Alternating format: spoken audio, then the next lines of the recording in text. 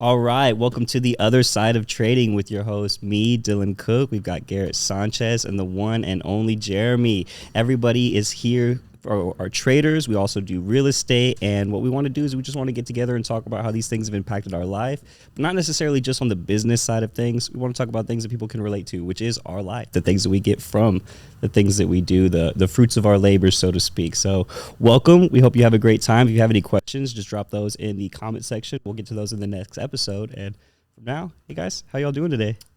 Awesome. Amazing. Jeremy, welcome down from Dallas, man. Thank you, man. It was a long drive, but I didn't drive. I was passenger princess. Oh, nice. That crown looks good on you. I was doing research, of course, for a new rig that we might be getting. So a new little computer door. Yeah, I definitely need one because somebody told me to buy a Mac instead. So all the traders puts on Apple. Yeah, seriously. Trade on PC. It's better. It is better. Well, that's dope, man. Well, what else have you done while you've been here? Well, it's been a crazy, eventful weekend. We've actually went out to eat for Dylan's 38th birthday. It was not my 38th birthday. It was a good 38th. It's not my 38th birthday. Oh my god! Zero crow's feet. Look at that, man. Look at that. Can't say anything about the forehead. Oh my gosh! But yeah, we went out to eat at Chili's.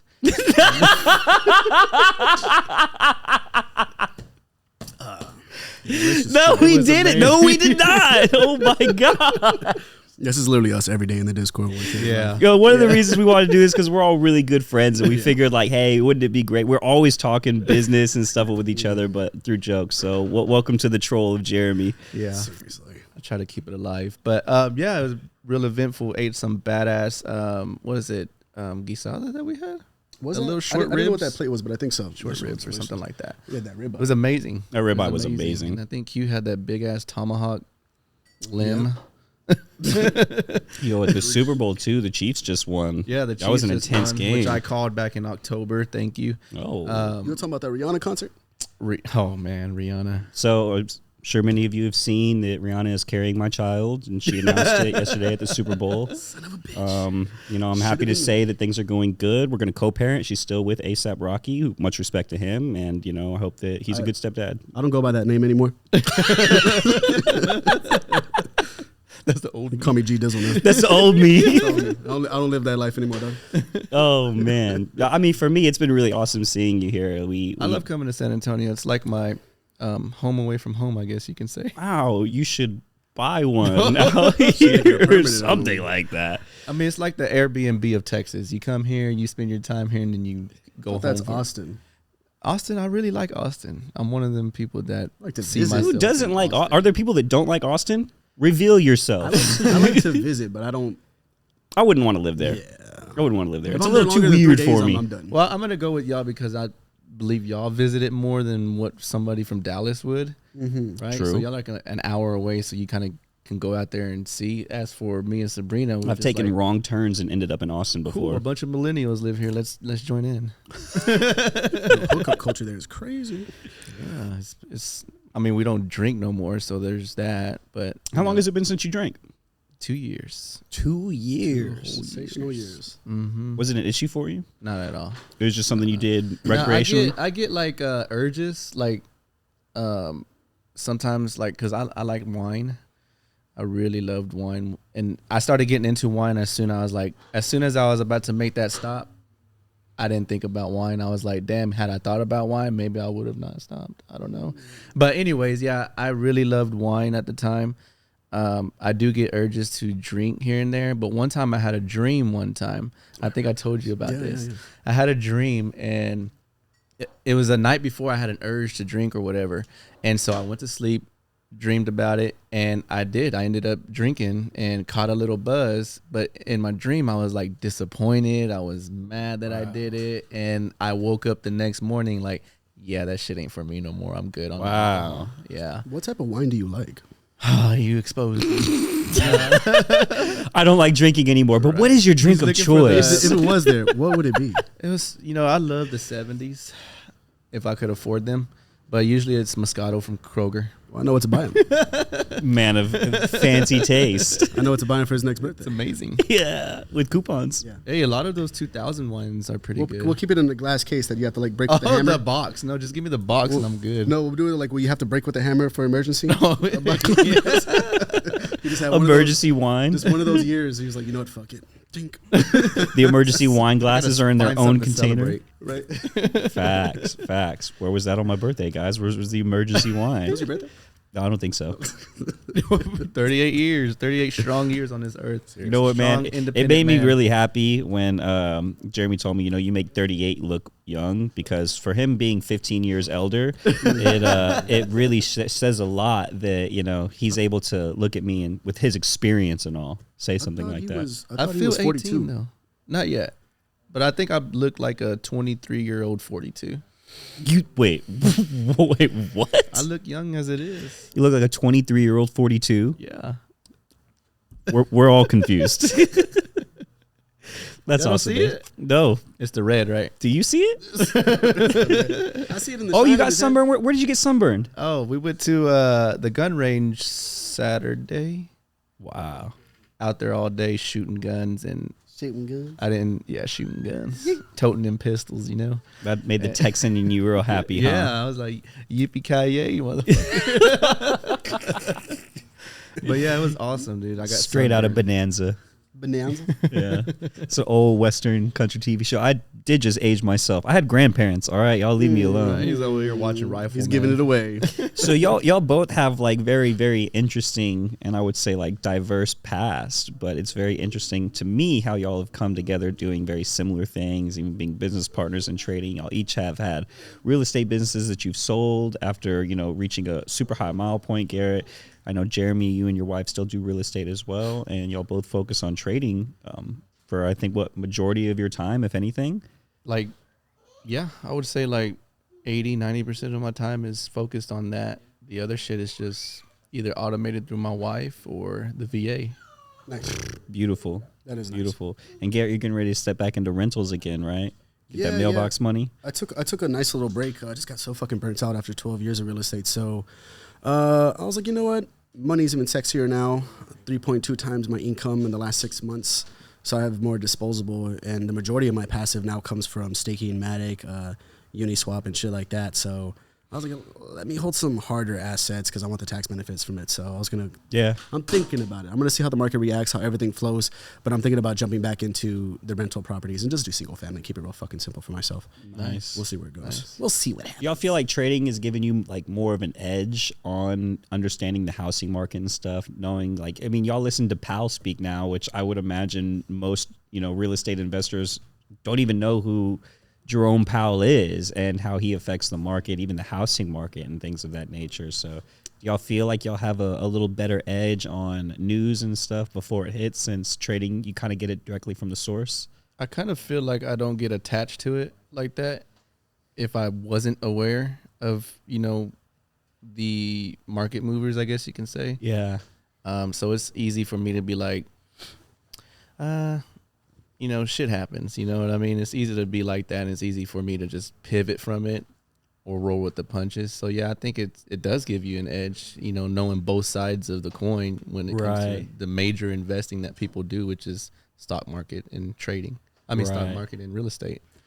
So, yeah, I feel like it did. So the way I was always trained with real estate is the way I primarily buy my homes for my personal self. So I would buy them first through the company, Infinity Cash Offer, and we'll do a lot of creative financing with that one. But when it came to my personal self, the way I was trained with that outside of a corporation was you really don't care what the market's doing. Facts. You just don't care. Yeah. And it's kind of like the way we treat trading, right? Right. We really don't give a shit if it's crashing or if it's going up. We really don't give a fuck what this news, that news, or this, that, and the third, or anything along that nature. And it's kind of fucking weird too, because like we're like, oh, World War III is about to happen. Everything starts running up in the market, making no sense. Oh, we're in a recession, but we're gonna try to hide it. Everything runs up in the market. You know what? Unemployment claims are pretty good. Everything fucking falls. So it's just like you could spend your time paying attention to these types of things. You could spend your time trying to ride the news and things along that nature, but ultimately you're going to get fucked off. You just need to, where's the money? What's the bottom line? It doesn't make sense. And am I going to be able to either get my premium's good or am I going to get my interest rate good? Doesn't make sense to my bottom line. What's my cash on cash return? What's going to be my ultimate price target one on both sides to be able to hit effectively? And if it makes sense to me, shit, it makes sense to me. You feel me? What about you, Dylan? Yeah. Does it give you an edge? I know you got your real estate. I think so. Too. I think so. I think that understanding how, I remember when the news was kind of freaking out about like, oh, we're in a recession because we've got 2 negative quarters of GDP. And, I kind of told everybody like, no, not yet. We're not quite there yet, and because of these things, we won't be there until, we have job losses and consumer spending is down and things like that really do indicate the recession. And I think from there, a lot of the things that moved in the market made sense to me. And, people are freaking out about their housing right now because of interest rates. But I told everybody interest rates were going to go up way before they did because I was paying attention to what those market movers were saying. So if I was, in the time of maybe wanting to move or something like that, I would have wanted to do it a little, a few months ago back when interest rates were amazing. And now that Powell has come out and said like, hey, we got to boost these interest rates up, which we knew he was inevitably going to have to do to, combat the recession that hasn't quite hit yet, in my opinion. But I think that it gives you an edge when you hear things directly from the source. I wouldn't say that it should necessarily like change how you do things in life, but if, you're somebody with deep pockets in real estate and you understand that like, damn, Jerome Powell is for sure going to have to raise interest rates. Let me take out a bunch of loans on some houses now before they double and triple and quadruple in their size. And you might be taking on a lot now, but in the end, it'll pay off when you don't have those high interest rates. So, actually, I want to ask you a question about that. So you're the one that does the write-ups in the community, though. We have Infinite Signals, right? .io. You're the one that literally in the Discord, you'll do all the write-ups. You'll go major in depth. What's your personality type, focusing really, really hard on details and not being stuck to the details, but getting creative with it? How has that helped you, and how has that inspired you with trading? It's inspired your creativity. I feel like I just have like a natural sense of curiosity, and then that natural sense of curiosity is almost never satisfied. And so that causes me to just like keep going deeper and deeper into the whys and the whats. And when I get an answer, it normally will spark another question. And then that other question being answered will spark another question. And I don't think that I'll have any like tools that anybody else doesn't have. But I think that I have like the judgment of understanding like where things are coming from and if they matter or not based off of that. Like I don't care so much as like what the Washington Post says, as much as I care about what Jerome Powell says straight out of his mouth, right? When it comes to maybe news on something. So I think that just my natural sense of curiosity and just always wanting to know more information about anything. Like, it doesn't matter what it is. Like, I'll hear a song and I'll be like, who the hell was that? And like, I'll go learn about where they were born and what, made them that type of musician and who their influences were and who they're working with and who is the songwriters on it and the producers. Where did they do the engineering? Was it at Hit Studios? Like, I want to know those things. I know that sounds so silly, but to me, I think I like history a lot. And so being so curious about anything is like getting to know the history of it all at the same time. I agree. Because that was one of my only classes that I really liked in school was history. Yeah. I liked knowing about the painting with George Washington, going across on the boat, right? But that's not the original. The original was damaged in a flood. And so like little things like that to me are like life Easter eggs. His wooden teeth.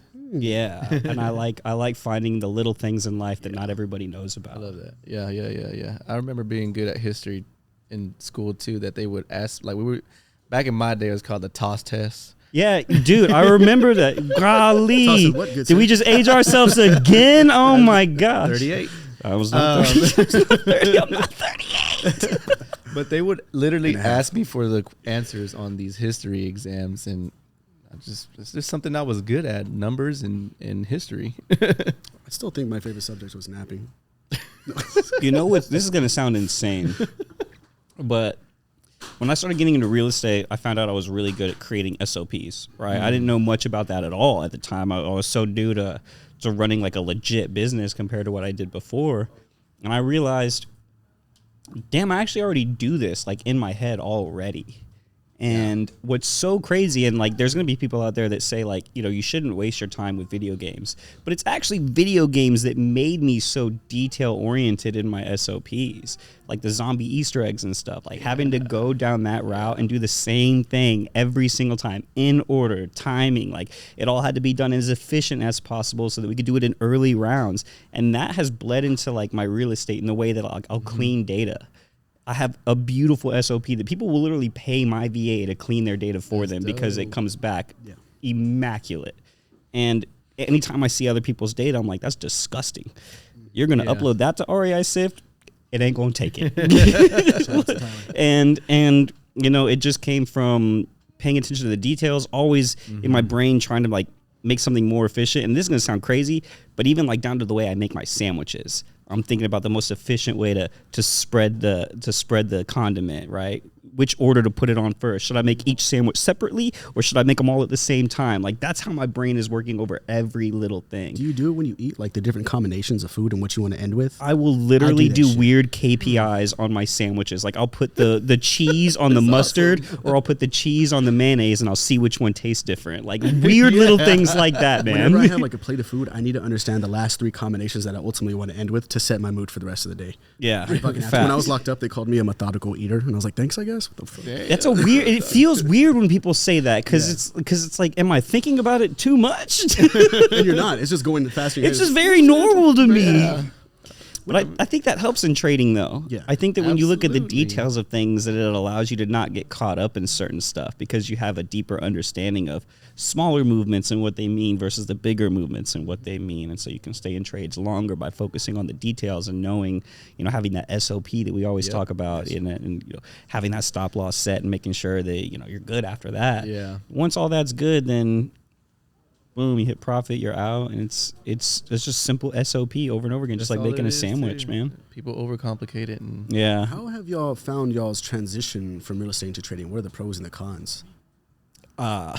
Cons? I don't want to talk to my leads anymore at all. Yeah, I feel so bad. My VA will be like, I got a lead. And I'm like, oh, she's great. Every day she'll be like, I got a lead. And every day I'm like, I don't want to talk to them. Like, what the fuck that got to do with me? I'm in a Google play right now and I'm up 14%. I'd rather just let this ride than speak to anybody with emotions. And I mean, to me, that's a con. But honestly, like once the market's closed, I'll make the calls that I need to make. And I think that there's more pros to it than anything. For instance, you know, if she's not getting any leads, my trading pays for my VA. Exactly. So that's the pro. Yeah. Is that the money that you do make from trading can go into your other business, which is paying the VA for, you know, however much throughout the day, throughout the week. They're 40 hours if they work 40 hours. That would be my biggest pro. As far as cons, man, to be honest, I don't really think there is any cons when I transitioned. Like, whenever you told me about it, I was already having VAs doing the cold calling, doing the data pulling from, you know, websites or whatnot.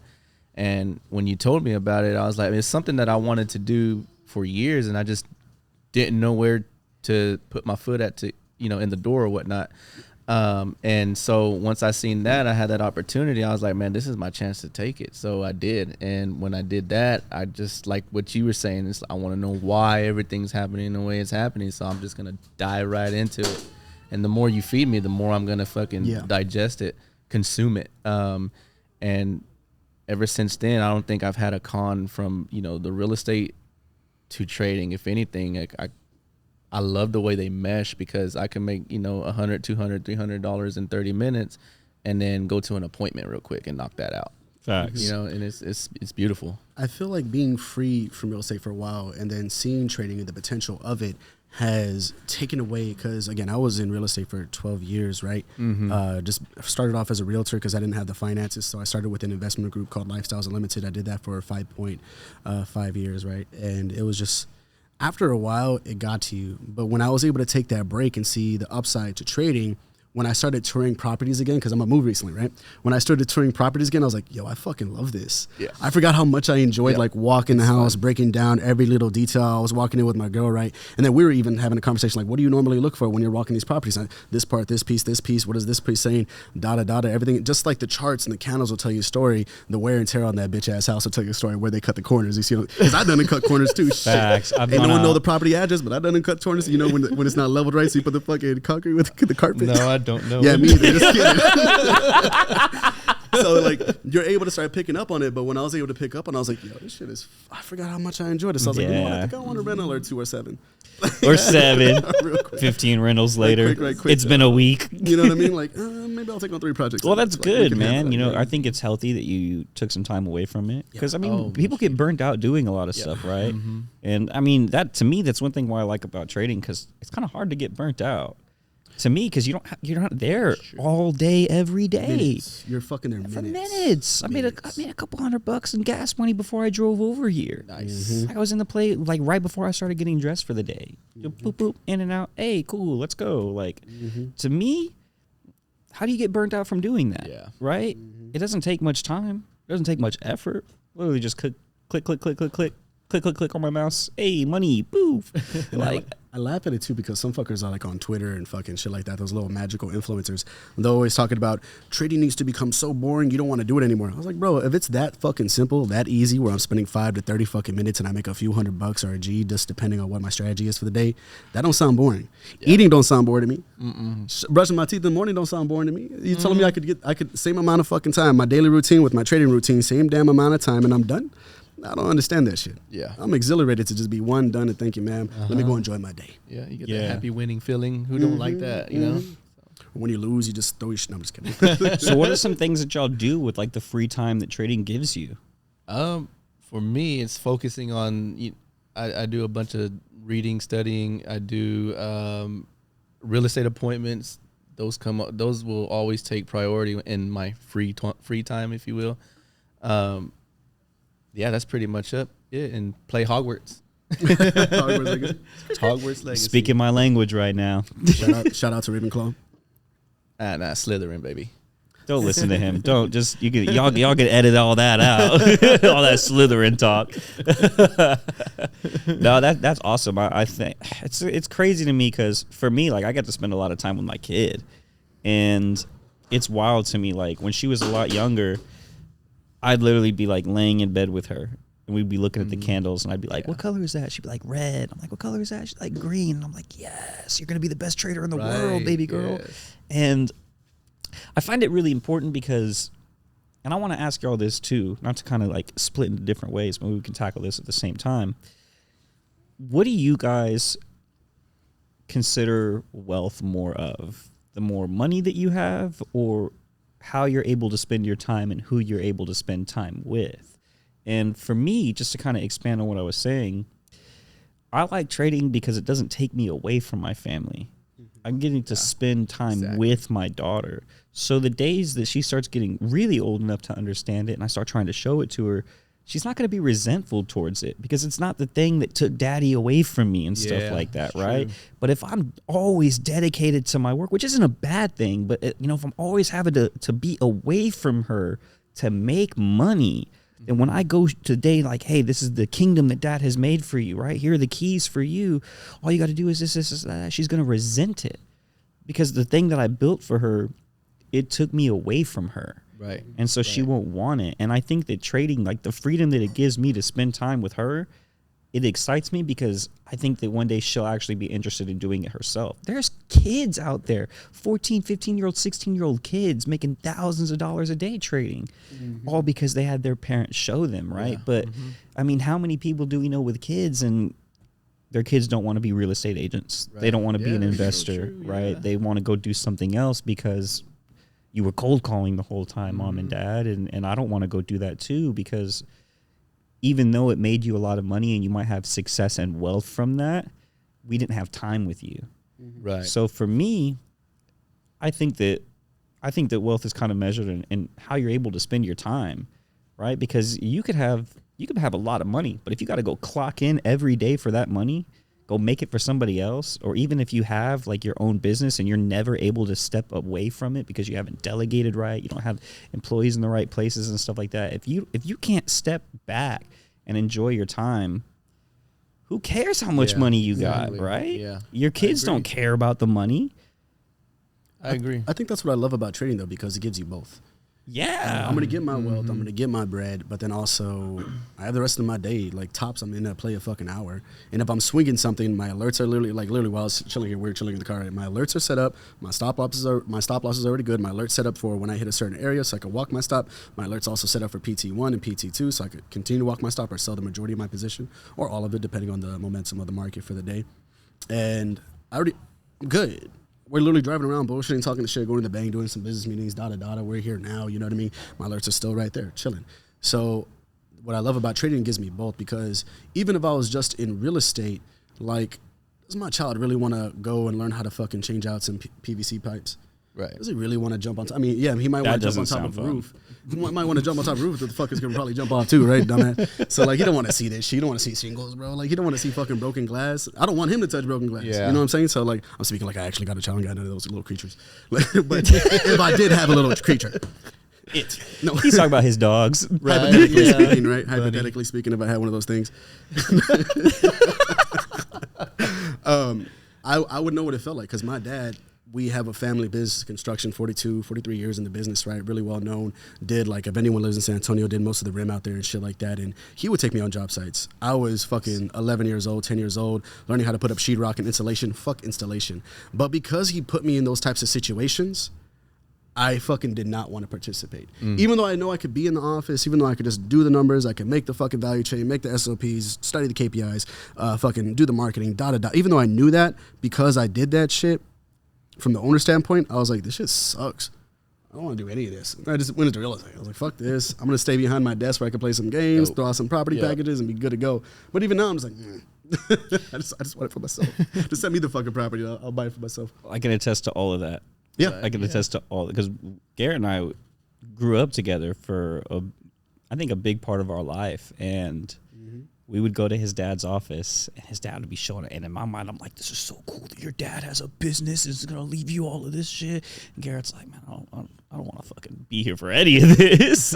And I understood. Like, and it kind of goes back to what I was saying right now, right? Like, because your dad was away doing that, you didn't really care about it. You didn't want to be there doing that. Plus, I mean, it wasn't that exciting, I didn't give a right? shit that he was away because both my parents were very stressful people. So I was fucking happy that he was gone. Because then I get to be alone with my games and like fucking outside. I had a bow and arrow and shit. Like, I just be chilling in my own, This is all true. in my own little world and my own little fantasy, talking to my fucking imaginary ghost, or maybe imaginary, depends on what you believe. Right. Quantum world. No, but it just depends. You see what I'm saying? So just like, I was happy that those fuckers were gone. Respectively, I love them. I love them to death. But what got to me was, I'm fucking 10 and 11. I don't need to be putting up this fucking installation. I don't give a fuck if your dad made you do it, to learn work ethic and all that shit. This is teaching me how to work smarter and completely say, fuck your style of work ethic. Let me look at my shit and let me learn how to delegate everything, systemize everything, which ultimately was better. And he should have learned too. That's crazy. When I was 14, I just wanted to make money. Like, my mom didn't have any money. So if I wanted things, I had to figure out how to get it. So I found my neighbor. He went and like would change air filters in hospital buildings and in like really nice people's homes that had those big AC units and stuff. So he'd give me $40 a day to go with him and do it for him. And all I had to do is unscrew the little things, put in the air filter, and I'm good. And then I was getting $40 a day, walking to the pawn shop, buying a bunch of games for myself, a new PlayStation when my old one broke, and I was fully taking care of myself for the things I wanted at 14 years old. But then one day he was like, it's time for you to do some sheetrock. And I was like, no. And he's like, yo, he's getting his hands all, I mean, I just remember the gray goop all over my hands. I was like, I'm never doing this again. Like, cool, valuable lesson. I don't like it. Right? This feels gross. And I'm a kid, right? Like, it's not like I'm a grown man who should be doing this. I'm a kid. And I remember thinking, like, I'm never coming back and doing this. I'm good. I got all the games that I want. Right? Yeah, I'm good. I'll figure out a different way of making money now. Now I got the time. The PTSD is real. My girl, we were chilling the other day, right? She showed me a video. She's like, isn't this cool? This is how they put up ceiling fans. I saw the sheetrock and him dancing around. I got PTSD. I just looked away real quick. I was like, nope. fuck that. Done and done that. Fuck that. Carrying those motherfuckers and learning how to carry it. Shoulder hurting like a motherfucker right here hurting. Fuck that. That's the beautiful thing about trading, man. I feel like we've all made money in very diverse ways in life, right? Maybe sometimes similar ways as well, but You so correct too? no. no, Mom, I didn't. Me either, fam. And I think it's crazy that we all came here basically because we wanted to figure out how to get the most out of our time and also get the money. For sure. Right. And sometimes that's not building out giant systems with a ton of employees and automating things. Sometimes it's just clicking a few buttons on your phone, on your laptop for 15, 20, 30 minutes a day and then going about it. And to me, I think that that's really beautiful that it's opened us up to the experiences where you can travel to San Antonio anytime you want. Right. And you aren't tied down to a job or even your own businesses because trading is giving you that freedom. You can pick up and go on a trip anytime you want because you're tied down to nothing. Because if, our watch list hits and you're in Jamaica, you can do it on your phone. Synced it. Yeah, we've had people place trades in Mexico and in the UK while they're on their travels and stuff. So, bruv. Bruv. Yeah. Some beans on toast for some Made that fuckers. money with the roadmen in them, yeah. Chip, cheerio. No, to tap on your point, man, like my mentor, Preston Brown out in El Paso, fucking stupendous individual. He always taught me is like, if your business is not able to be profitable within the first 3 months, you have a passion hobby, not a business. So a passion hobby is going to take that year, 2 years to actually see some profit, but you feel so moved to do it. There's some type of calling inside of your soul to be able to knock this out. That's what that is. And fucking go for it by all means. But a business, if you want some money, if you want to actually be profitable and be called a business owner, that shit needs to turn to 3 months. You need to be seeing some money fast. And what I love about trading is that's it. You're talking about you two gentlemen called the signals and 90% fucking win rate per month on day trades that are called. So that's literally per day their signals call and they will hit PT1, price target 1, and a 90% win rate with that. So all I got to worry about is a 10% expense. If I look at my fucking, if you look at your real estate or if you look at any type of company that you have, how much are you spending in marketing? How much are you spending in advertising? How much are you spending on your fucking, the people that you're paying? How much are you spending on like fucking physical shit that you have around the office? You see what I'm saying? Your gas or everything along that nature. Do the numbers add up? What's your actual bottom line? Is it only 10% on your expenses? Because for trading it is. If you manage it correctly and do what we fucking teach. If your psychology is proper, if you practice the proper SOP, like what we've been talking about, your disciplines and your trading plan, right? And I love that. If I start my trading business, I have a 90% win rate with these gentlemen. And I'm fucking good. I mean, shit, the other day. Love you, boo. Even with that, like with trading too, what I tell people sometimes, if your KPIs are so good, people will fund you, just like they do with business, just like they do with real estate. I mean, and if you follow when I follow y'all's plays, literally my investor was in the mastermind the other day, extra motherfucking happy. He was so happy. That motherfucker was lit. He was like, yeah. And I was like, yeah, I was down 877. He was doing this. I was like, I was down, really? I literally told him, I was like, I was down 877, and then literally the same day I brought it up to 1.5, and he was like, oh, yeah, he did. Yeah, he was like, I witnessed it. Yeah. And I'm just here like this, like, all right, Dad. And I'm like, all embarrassed and shit. It's like, shut the fuck up. I don't want. Good job, son. Yeah, I'm over here like this. I don't want anyone to know you're my investor. Shut the fuck up. I like to keep I like privacy. But I mean, it's like that. You see what I'm saying? I want a business that's going to be profitable, that I don't have to think about, that's low cost, low just everything. I want to be able to be in and out, in and out, in and out. And that's how I set up my normal businesses too. I like to think of it like a board member. If you try to think about a business like a CEO, you're fucking up, my blood. On some real shit. You're going to be the highest paid employee, but you're also going to be the most busiest. Yep. I'd rather look at it as like a board member. I want to visit it once a quarter, see how everything is, give the proper projections and everything along that nature. I want to be like what my mentor told me. You want to be so bored in your business that you get creative. Because when you're stressed out, you have too much work, you're overworked, you're too stressed out, you're only narrowed in onto this little point right here. And that's not good. You need to see the whole spectrum of everything and just get exhilarated about the whole picture so you can really focus. You feel me? So I call myself the idea guy because I'm always just like, oh, I've got all these ideas. I never feel like stooped by anything, and it's exciting. I love working with y'all with that. It's fun. I kind of want to tap into something that I've been curious about for a long time, that even in our friendship, I've kind of stayed away from asking because I'm such a curious person that I want to ask these questions to you to where everybody can hear them, because I already feel like the answers are going to be insane. So if you don't know this about Jeremy, right? Very handsome lad. Ladies, he's married, stay away. Nice, and he, although he's a very established real estate investor, he's amazing at trading. he comes from a very wild background that I think a very small percentage of human beings have ever experienced. And you used to climb electrical towers, is that right? Yes, that's correct. Electrical towers. What were you doing? Were you changing light bulbs? Were you changing wires in there? How tall were these things? So I want to say, I think the highest I've been was one of these, what they're called self-support towers, which is like 250 feet. So we would climb them and do cell phone work on them. So they have, if you drive by all around, you know, San Antonio, Dallas, wherever you're from, you'll see these antennas on top of these towers. Well, I used to change those out and put new ones on there. We used to decom the whole sections, and then I'll climb up there, and then they'll fly it up with the crane, and I'll start tightening everything down, make sure everything's level, everything's all, you know, good and fine for, you know, Verizon, AT&T, you know, all those telecommunication networks, I guess you could say. But yeah, I used to do that for about almost 10 years. Man, you want to know a crazy story about that? Yes, I want to know. So yes, I had called my brother-in-law one time and asking if they were hiring, but it was in the warehouse. So I started off in the warehouse, you know, making like $11, $12 an hour.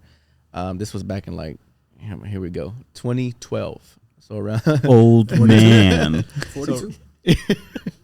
So I called him and I'm like, hey man, you know, I'm just looking for a job. Y'all hiring? I heard you know, you got that warehouse spot open. So yeah, he's like, yeah, I got the job. And when I got hired on, it was just picking up these sites for those crews to do the tower work. And when I would drive to the site and drop everything off for them, I would just be so like curious on what goes on up there. Like, why are they up there? What are they doing? And not only that, I know they get paid. And me, I'm like, where's the money? Okay. And, you know, so all I'm right. like, in the future, I know, hey, the money's going to be here. So let me go ahead and tap into that shit. So I did. I was in the warehouse, and then a crew got laid off somebody, and I went out there to go help them. And the foreman was like, hey, you know, since I got this opening, do you want to go ahead and Hey, strap in and go ahead and start climbing. Let's see what you got. Are you serious? They didn't want me to go up there because I didn't climb, but me being how I used to be, I was like so gung ho. I was like, no, we got to get shit done. Let's get shit done. Let's get shit done. I was like, you know what? Let me face this anxiety that I'm feeling, and let me go ahead and get this shit over with.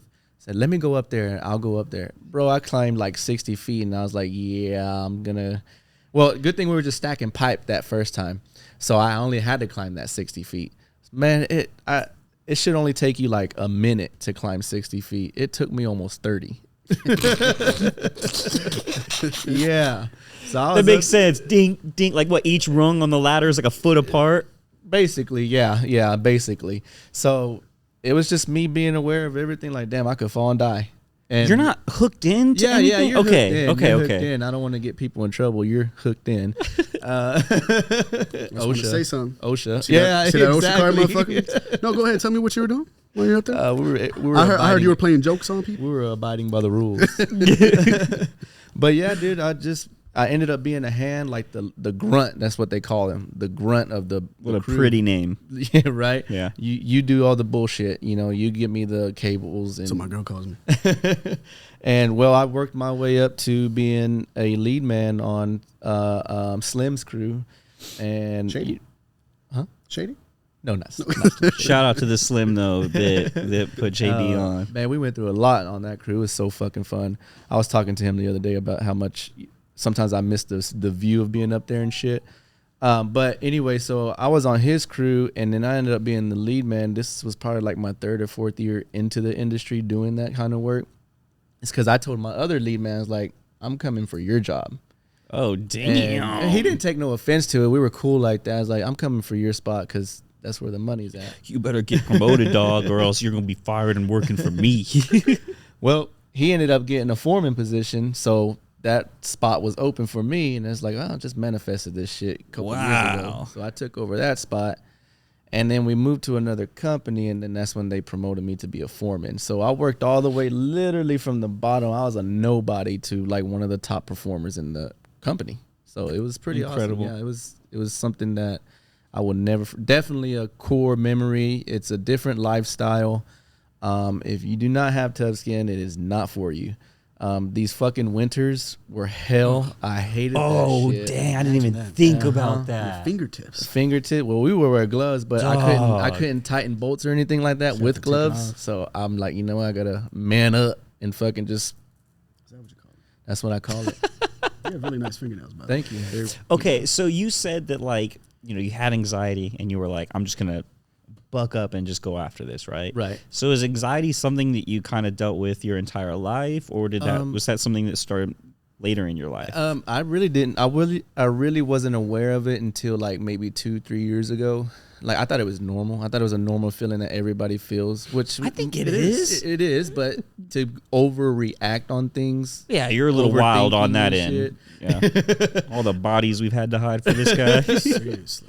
Just overthinking that shit, and now it's just like I'll notice it and I'll know how to pivot from it. Like, you know, there's been a couple times where, well, y'all know I get nervous, and like, especially doing the Masterminds Friday. Like in the very beginning, if you notice, if you go back to the Masterminds and watch them and in our group, you'll see me just kind of like. All right, guys. So I'm going to tell you about stop losses now. Okay. Yeah. Just make sure you got them. Well, fucking MJ's on the podcast. But I've learned to like. It's all me. Nobody else is in my head. They can't hear me. Did the job of like climbing and having to get over that, did that really help you with the anxiety? I think it did, but I also think that it like preoccupied my mind. So it would distract you from the anxiety. Exactly. So that's what it did. That's what I felt like it did. And as soon as I left that job, I was doing real estate. Now we're doing trading. I felt like I had more time to myself. That really I had to get vulnerable with myself, especially being an entrepreneur. There's these like ups and downs that, you know, not everybody talks about. It's all like glam lights and shit on Instagram and shit. But it's, you know, I really had to get vulnerable with myself and found some shit out about me. Like, I was impatient. I was like rude to people. I was fucking all this anxiety. Found out I had ADHD. I thought I was just You didn't know that until you were climbing? No, I didn't know that until like 2-3 years ago. After the fact. Wow. Yeah, after everything was said and done. So you got diagnosed at 52 years old with self-diagnosed at 56 years old with ADHD. Yeah, I got it real bad. Wow. Like I'll be like that's why I only can read like 5 to 10 pages, because I'll get like easily distracted and I'll do something else. And it's just trading has been one of the things that I can actually just sit down and fucking do. It's one of those things where I'm like, why do you think that is? Because I'm able to flip time frames and see what so you're able to kind of distract yourself in a way, basically. And I'm like, and that's when I notice little shit like, okay, the 5 minutes gonna definitely push the 30-minute past this point. I know it's going to. So that's like being real detailed, hyper focusing on bullshit like that really helped me out in the long run. That makes sense, because it's like you're distracting yourself, but on the focused task that you need to be on at the same time. So that's really cool. I mean, it's just literally going back to just because you were climbing at that time, you had to be in the present moment. Or you would get fucked off. But then when you got all that free time, your mind can literally be everywhere. Yeah, that's exactly it. With that, like we know each other and we kind of study the same shit. How has your studies with Jung and Stoicism helped you be in the present moment to be able to move effectively? Self-awareness. Yeah. It helped self-awareness. Carl Jung. That's what I mean. Tremendously. It's been self-awareness, knowing when I'm feeling something, knowing to let it feel something, let me feel that, and just processing it all. It's okay to be human. You know, I'm not going to conquer the world in one day, even though I would love to, but you know, shit like that takes time. It's all a marathon, man. It's all a marathon. So yeah, I would say the biggest thing that throughout the studies is being self-aware of where I'm at as a human or as a person, as an individual, and kind of just like taking it in and processing it, taking whatever it is that life's throwing at me, processing it, and you know, coming out on top per usual. Yeah, man. I mean, one of the ways that I like to work out and get physical is climbing. I like to go bouldering, which is with no rope at all. And I cannot imagine myself climbing a tower with hook. And it's just a ladder. I'm climbing rocks that don't even have edges and stuff. But I wouldn't do a ladder that high up in the air. And when you're up there and it's just you and you're looking out over everything, is it like silent up there? Is it really loud in your own head, or were you able to kind of like quiet everything down and experience just the now of that moment? Or were you kind of putting yourself elsewhere to distract yourself from it, from like the fear aspect of it? Maybe in the beginning I was putting myself, or no. In the beginning, I was very aware of where I was at. So I was just holding on to everything. Like if you see a new person, if they start that industry and that job, you're going to notice that they're grabbing onto everything because they think they're going to fall, when really it's just a platform 4 foot by 4 foot by 4 foot. So, you know, it's like 12 feet that you can walk around.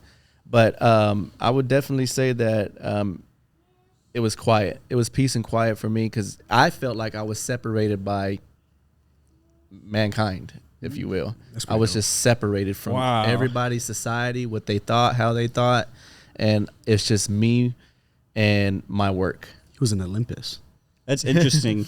I felt something similar in a way. I mean, or maybe you'll relate to it. When I went skydiving, I was terrified. You know, I will never go skydiving. I won't again. But the first, I had never been in a plane before, and so for my birthday, I've wanted to tell my grandkids, because I feel like by the time that we are that old for real, that planes will kind of be, or I was hoping that planes would almost be obsolete. So when we were at a museum, I'd be like, "Oh yeah, the first time your granddad was in one of those, I jumped on out of it." Right? I wanted to say that to my grandkids. So for my birthday, first time in a plane, I went skydiving. I was riddled with fear. I'd never been going that fast in my life, being lifted off the ground, and it was 14,000 feet in the air, and we're getting ready to jump, man. And sitting down, like it's tandem, so I'm strapped into the guy behind me, and I asked him, like, can we backflip on the way out? And he's like, yeah, for sure. So I'm sitting down on the edge of the plane, strapped into him, who's like pinned into the door and the floor. He's inside. My legs are dangling outside of the plane. My head, my arms dangling outside of the plane. And he just goes, 1, 2. And in that moment, it was like everything was silent. And then I flip back. I'm seeing the belly of the plane go past, and I realize I'm upside down. I'm doing a backflip. This is crazy. And then the moment I could see the ground, it was like everything that was a problem was just insignificant.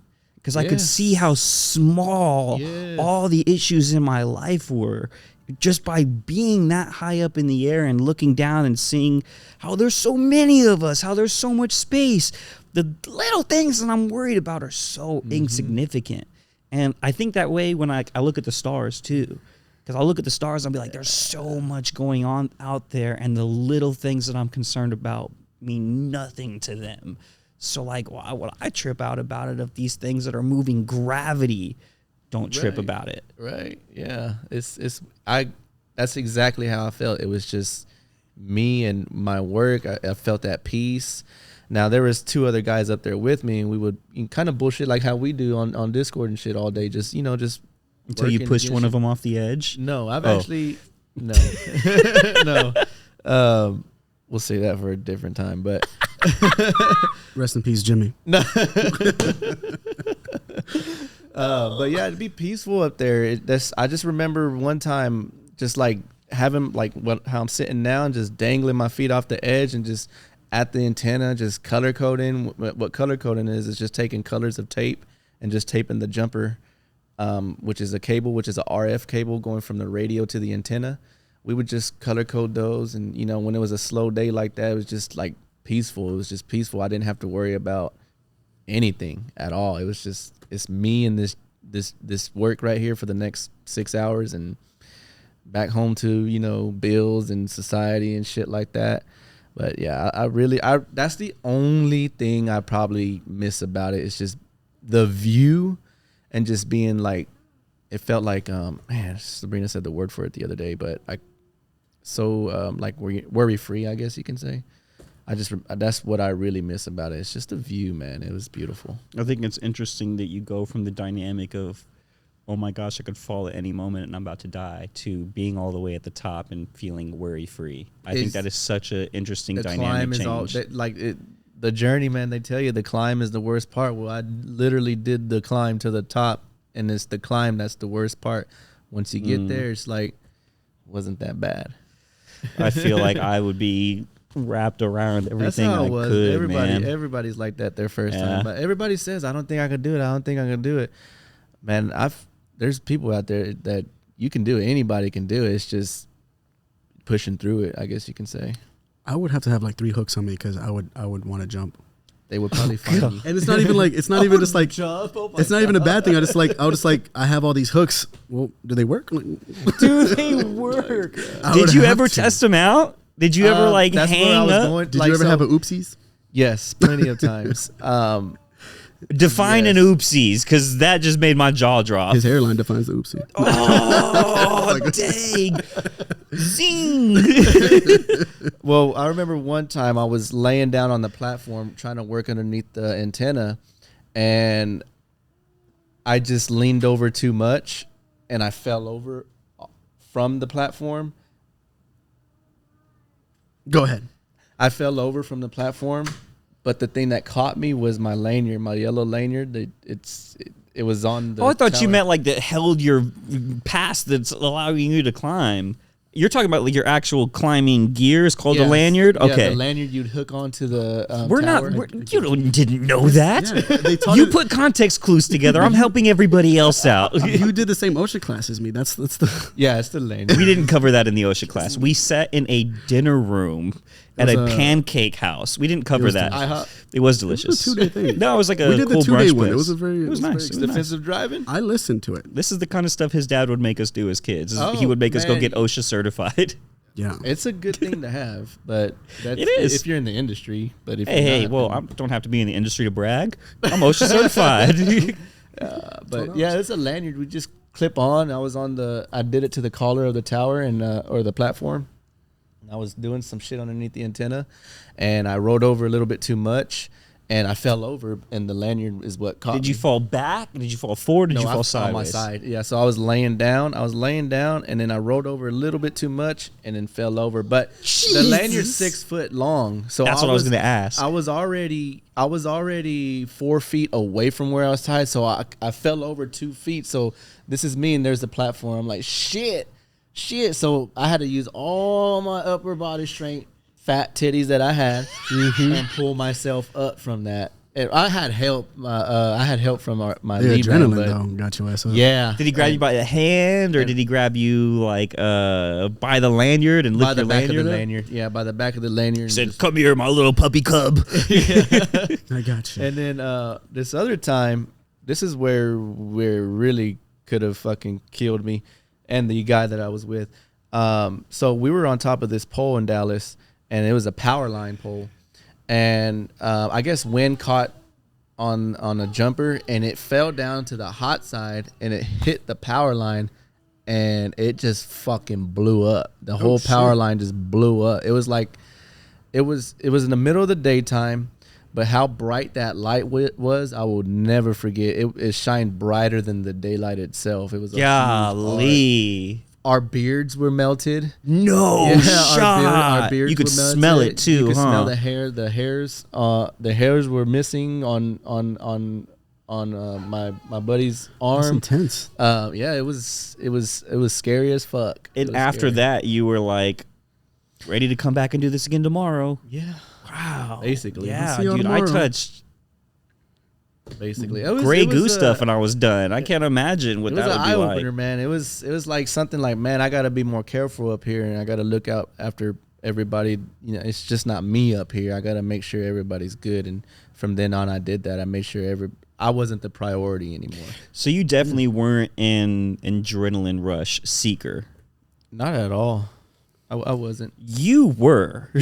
Yeah, he was a big adrenaline rush seeker, bro. As a friend, it would freak me out going I would literally think to myself as a teenager, I'm going to have to explain to Garrett's family why he died tonight. Would you Damn, have to okay. explain it though? Never, but there was a few very close times. I think they would just understand. I mean, okay, Right. so we would be driving, and he would do this while we would have like friends, like we'd go pick up some friends, and then he would just do this without telling them. I would know what was going on, but they wouldn't.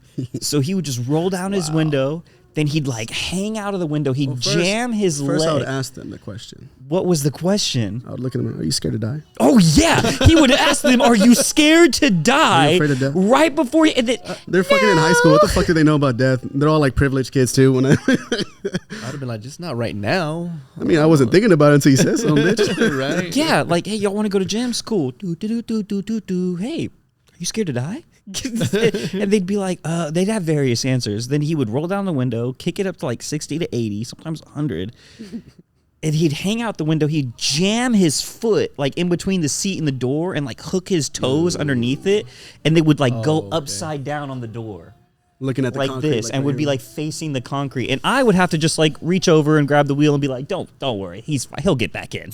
He'll get back in. Sometimes I jumped on the roof when we're on the wrong It's road true. trips. It's true. And there was a couple times where speed bumps would happen that we wouldn't expect. And those were terrifying moments. And I remember you would immediately get back inside, and I would know he got his fix. He got his adrenaline fix, right? For the night. It's making me all excited. yeah. two different dynamics, and Jeremy, how climbing and even though you weren't seeking that thrill, you learned a lot about anxiety from that and yourself. Like, what did you learn about yourself through seeking those adrenaline rushes and the things that you learned? Did it help you in trading, or were those things that kind of made trading worse for you and you needed to like patch those things up? So the reason I experienced that when I met you at that time, because I met you when I was going through a transition in my life, where I was getting away from the hood.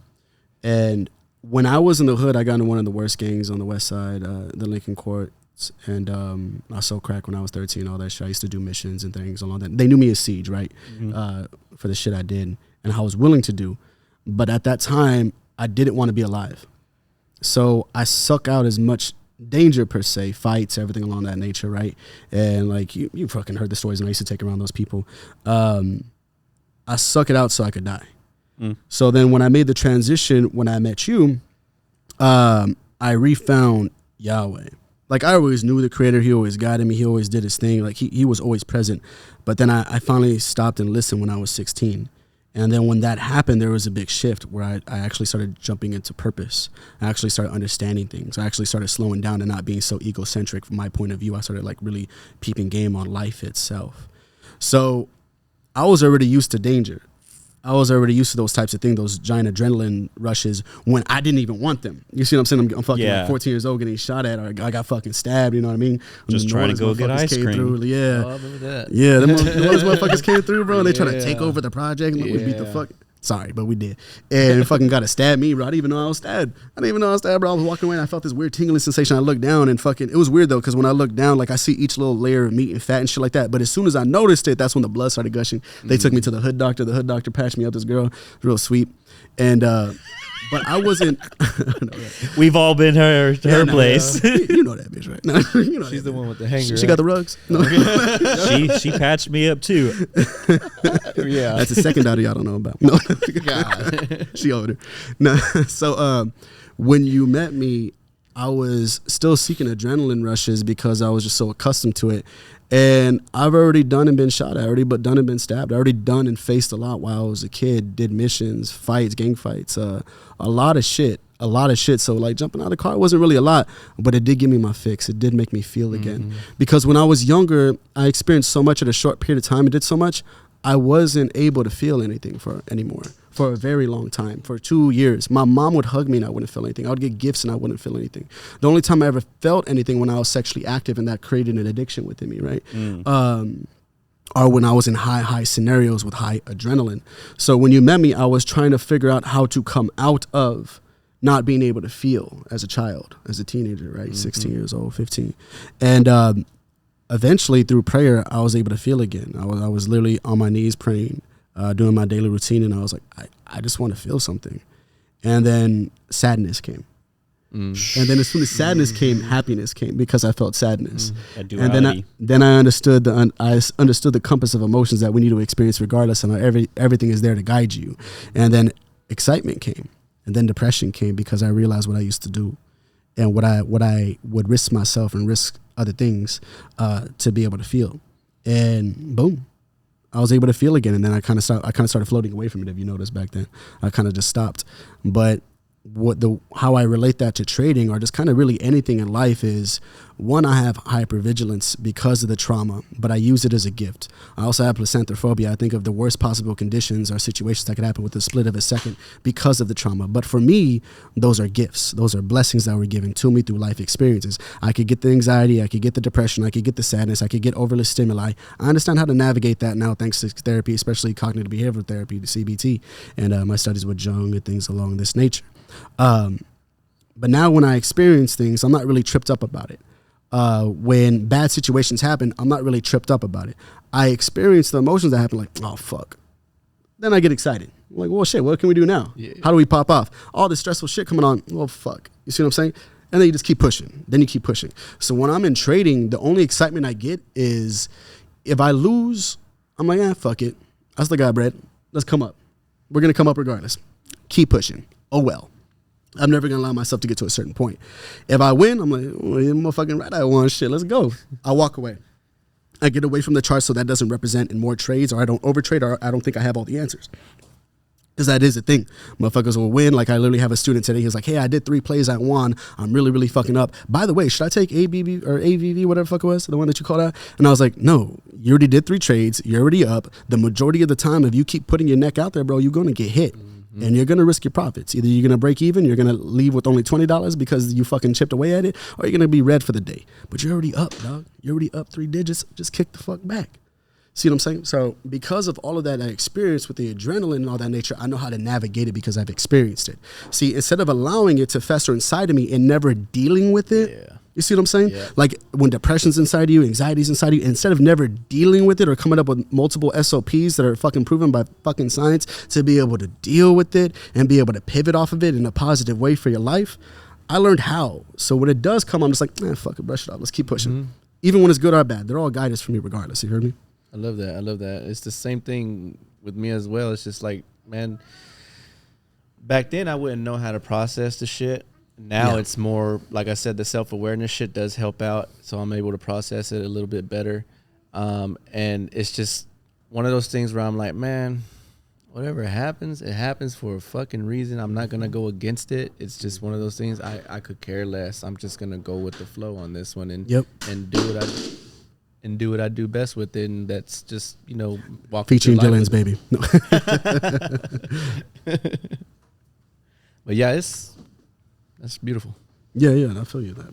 That's awesome, man. You'll be helping you. Mm-hmm. Yeah, I think we always say that trading will reveal things about yourself that maybe you didn't know before. And I think that it's amazing that you both have lived like so much life and learned so much about yourselves already. Mm-hmm. So that when you do get into trading, a lot of the things that psychologically mess people up in trading, that greed or that fear, or that ego and all that stuff that you really got to deal with on yourself on an individual level. If you already have those things figured out, then trading is a lot easier, right? Especially getting into it. But if you don't have those things figured out, I think trading is really beneficial because it will show you in real time how you are. Mm-hmm. And if you want to make money doing this, you got to fix those things. Yeah. And they're not hard things to fix. Nothing is a hard thing to fix, right? It's all really easy. It's just switching your habits, switching your intake, and all that stuff that changes the way that you think sometimes, be it a positive or a negative way. And maybe, like, if you're somebody that's constantly negative on themselves, you need to figure out how to be positive on yourself, because you can place a winning trade all day, but if you constantly dog on yourself for it and think the shoulda, woulda, coulda, what ifs and things of that nature, then that can really lead you down a dangerous path in trading versus being disciplined enough to take your money and walk away and go enjoy your day, right? And then come back and do it again tomorrow and do it again tomorrow and do it again tomorrow and compound it rather than treating it like gambling per se, right? And like, I gotta hit another lick. I gotta hit one more. Ooh, let me get another one. That was so good. And then, like you said, you put your head out there enough times, eventually you're gonna get your head cut off. So I think it's really cool that those things, were able to kind of end up being positives for you, those different journeys in life. But what are some negative things that trading did expose about you that maybe you hadn't already figured out about yourselves? And then how did you get past those things? Impatience. Yeah, impatience. It's a big one, huh? Being the main one. when I was doing the whole tower work and shit, I was deforming, and so I had to have patience with other people, but I didn't have that. It was always, no, come on, let's get this shit done so we can go home and you know, let's, you know, work 4 hours and get paid 10. Let's get the fuck out of here. But you can't do that with trading. You can't rush that shit. You got to let the candle play out or hit entry. And so there'd be times where I would either hold on too long, or not hold on too long, but hold on and not hold on long enough. I guess I'm trying to get in and out or something, or getting into an entry real early, and it just bounced off the high of the day or something like that. Yeah, I don't like to do that anymore. Yeah. So yeah, I would say the main one would be just being impatient on things, which led to everything else, which is the over trading, the revenge trading, all of that. It led to that, and I had to find a way to mitigate that. And what I did was I just sat down one day after a couple of losses. I sat down one day and I asked myself, in other aspects of my life when I felt like this, what was the reason for me not failing? One of them is because when I was doing the tower shit, when I was doing real estate shit, I had SOPs lined up. I had a plan for everything. For trading, I didn't. I was like, okay, well, let me try and create something that fits me, my habits. Let me see something that fits me. So one by one, I was just implementing the disciplines that I had already made for myself and just kind of meshing it into my trading plan. And I created that trading plan. And ever since then, it's been 90% hits, 90% hit, 90% hit, 90% hit. And what helped with that 90% hit is just knowing not to be impatient anymore, because once everything activates something. So as soon as that entry hits, there goes my plan. But before the plan is even there, is my setup there? Is that there? Is everything there to guide me in the direction that I want to go? And if it's not, if I woke up at 7:30 in the morning and I didn't eat my complete breakfast, guess who's not trading that day? Me, because that goes against everything that my SOP. My SOP, correct. And there's been plenty of times where I've done that, and now I'm forcing trades. Now I'm being impatient over here with ABBV or Apple or some shit, and I just end up losing money. So I sat down one day, created that trading plan, and just been on a roll ever since. I have yet to have a loss that was over $100 because of that. It's fire, bro. Yeah, That is fire. That is super fire. and then all of the trades that I did take, they're since the stop loss is engaged, it's like $30 here, a $60 loss here or some shit. It's nothing where it's extravagant at all. Now, when you get into bigger accounts, of course, that number is going to change. It's going to go from $60 to $600 real quick, but 1,300 or 13. Yo, that man spoke hurt. He spoke hurt right now. 1,350. but the thing is too, is just like being able to create, like you have to know what you're good at. You have to know that, like you can't just go in there blind. You have to know what you're good at. You have to know your setup. That's why I made that journal for everybody to write in. Fire journal, by the way. You have to write in these things. What was the setup? Fire edits. Was it bouncing off a broadening formation? Was it bouncing from the bottom of a broadening formation? Was it exhausted through the week? What are you trading that's making you win, and what are you trading that's making you lose? And if you're noticing the wins, what time frame is that? Then you write down that time frame. Now you know that you're good at making trades at 9:15 a.m. off of the high of the day or the lower of the day. And now you know that, okay, let me set this up next time. Once you run it up 7, 8 more times, out of 10 times, you should be winning 6 out of those 10 times. If you're not, you're doing your shit completely wrong. You need to win more than you lose. But yeah, just man, being impatient helped create that trading plan. That's, my losses is what kind of like helped that kind of like idea spark off on me. And from then on, like you said, why? Because that's me too. I always want to know why, so I'm going to study the shit out of it. And once I figured that out, I was like, okay, this is it right here. I need to make a plan. Just like everything else in life that I had a plan for, I don't have a plan for trading, so let me go ahead and create that, and let's see what it does. And it was the right thing to do for me. That's awesome, man. I find that most people that take trading seriously will turn their weaknesses into strengths, which is exactly what you did. You know, your weakness was impatience, and I mean, it sounds like, honestly, real estate kind of helped you out because you were able to know, like, okay, I need to track all my KPIs, right? And 100%. By tracking your KPIs, you were able to see where the leak in the boat was and then immediately patch it up. And that's powerful, man. So I think a lot of people that do trade relate to that. I think a lot of people that aren't even into trading can relate to that as well. You know, just, you know, in any kind of self-improvement, it's important to find your weaknesses and turn them into strengths, because they say, like, as a team, you're only as strong as your weakest member, right? So myself, I'm only like as powerful as my weakest thing inside of me. So I have to take that weak thing inside of me and make it a strength, and then that will boost up me as an individual. And does that sound familiar, Garrett? The whole your shadow? You got to integrate that shit. You got to bring that shit to light so you know what to work on, know how to navigate through life better. And tell people about it. What do you mean, shadow? My darkest thoughts, and everyone, you have dark thoughts. Don't try to fucking hide it. Everyone has those thoughts. They're my best friend. The voices, people try to distract themselves with movies, with music, everything along that nature, friends, codependency, all that shit. My happiest moments is when I'm alone with my thoughts. I love it. I need it. I need that at least once a week, because, I mean, I got relationships and shit like that, like fucking platonic, my boo, my girl. I moved my mother out, and she lives with me now, but I need at least once a week where I am just fully alone with my thoughts for at least 12 hours. I need it. And because I want to understand what the dark is saying, I want to understand what the light is saying, and I want to understand how my conscious is, the ego, the balancer of the two is being able to come in and just really understand it all. And then I need to pray and meditate to Yahweh to be able to see what's proper and what's not proper. Man, beautiful. That was amazing. I hope everybody picks something up from that. Carl Jung, shadow. No. That's awesome. Fuck Sigmund Freud. No. So what about you, Garrett? What's something that you realized about yourself from trading that you were able to turn a weakness into a strength? I'm still working on this one, but overstimuli. When I am trading or I'm in the zone or I'm doing my thing, if I start getting overstimulated, again, I got hypervigilance, I got placentophobia, so everyone hears my reels, you've seen my videos, you see how fast I talk. It's much, much, much, much faster in my head, much faster in my head.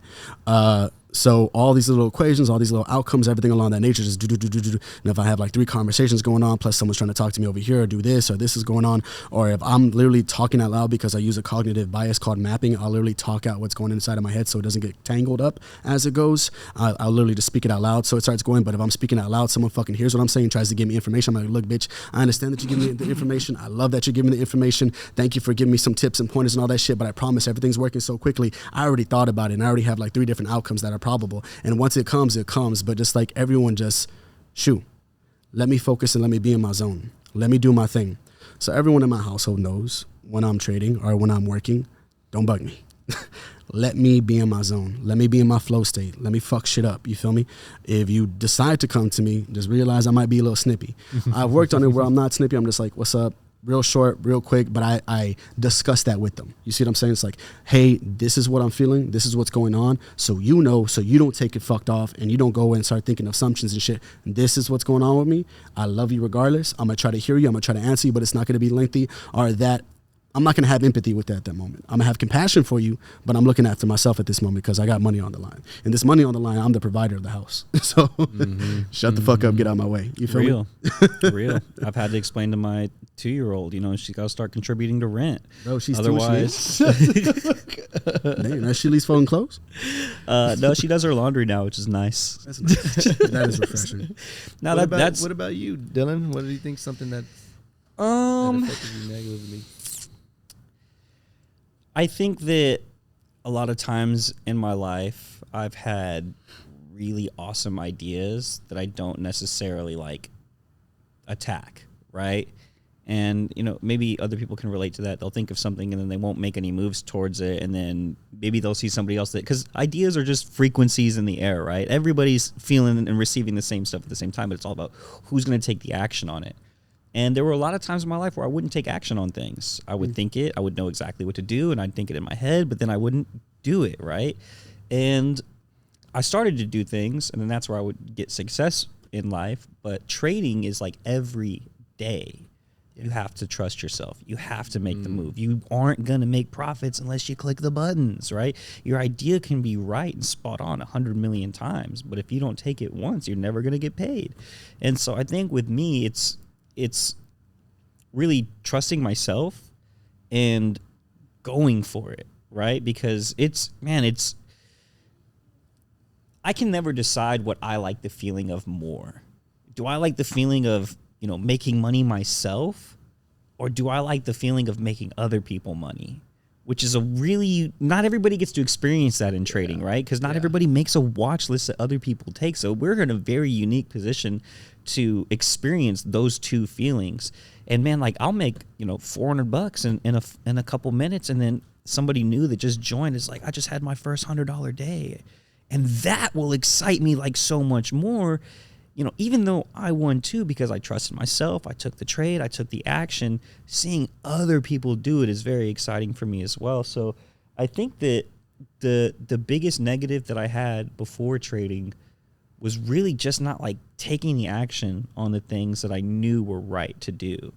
And now that I'm so good at trading and executing these things every day, now when I have an idea, it's nothing for me to express it and go after it and try to make it work, because I see every day my plans are very successful. So why would I not trust in myself in that every other aspect of my life, whether that be, starting a YouTube channel and knowing that I know SEO is well enough to make this pop off without ever advertising it. And I'm not going to advertise it here either, right? I just want my YouTube channel to grow organically because I want to see how I can do that on my own before I get to a point where I start marketing it and such, right?